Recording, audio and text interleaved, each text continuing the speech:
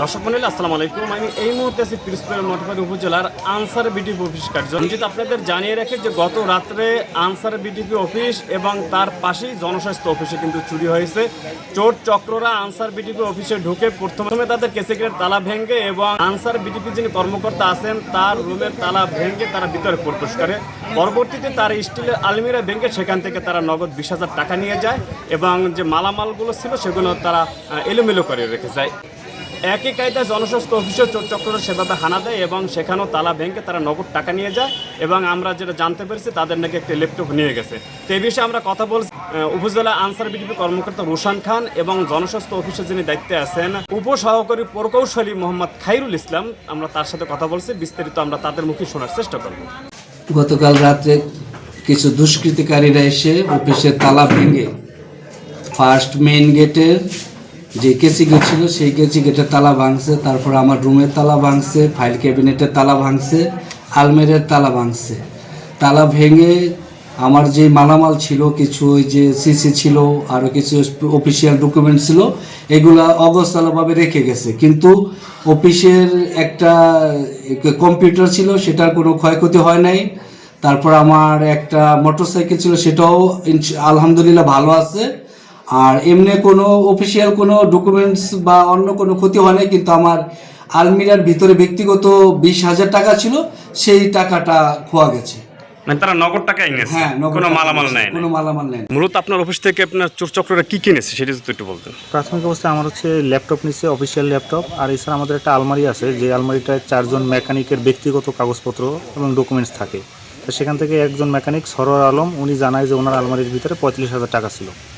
আলমারিটা ভাঙা ছিল এবং ওখানে ওই 45,000 টাকা আমরা পাচ্ছি না। আপনারা কি এই ব্যাপারে আইনি কোনো পদক্ষেপ নেবেন, মামলা করবেন কিনা? যে অবশ্যই এটা মামলা করব। এটা কে এরা বা কী উদ্দেশ্যে নির্বাচনের পরবর্তী সময় আমাদেরকে বিপদে ফেলানোর জন্য এরকম কাজ করছে, এটা অবশ্যই আমরা মামলা করব এবং সরকারি ব্যবস্থা নেব। আমার নাম হারুন রশিদ। আপনি কি করেন?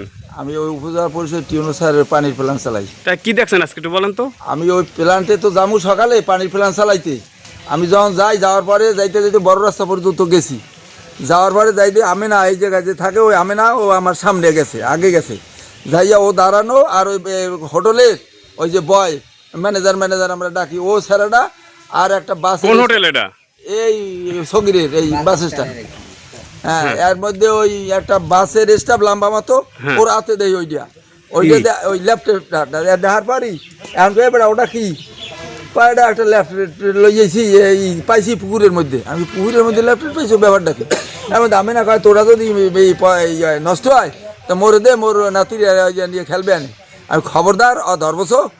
ওরা হয়তো কোনো জায়গায় চুরি টুরি হয়েছে, চোরের সারতে পারে না, কচুরির মধ্যে ফেলাই দিয়ে গেছে। ধরিস না, ও সব পচা জিনিস, তোর কামে তুই যা। আমি এই কই আমার প্ল্যান্ট পানির প্ল্যান্টে চলে গেছি। আমি না। আপনি ল্যাপটপটা কোথায় পাইছেন? আমি ওই কাজে যাইতে আসি। কটার সময় এটা? 7:45 দিক দা। হ্যাঁ, কাজে যাইতে আসি, রাস্তার মাথায় উঠছি, উঠতে যাই দিয়ে হেনে কয়েক পোলা পান একটা রাতে। আর একজনে কয় ওটা যদি ভালোই থালাই দিয়ে যাইতে কেউ, ওটা নিয়ে এডে দাও, জাফর এডে দাও। আর একজনে কয় হালাই দাও। তা আমি কই কিতে হালাই দেবা, তার সে আমার নাতির আছে খেলবেন।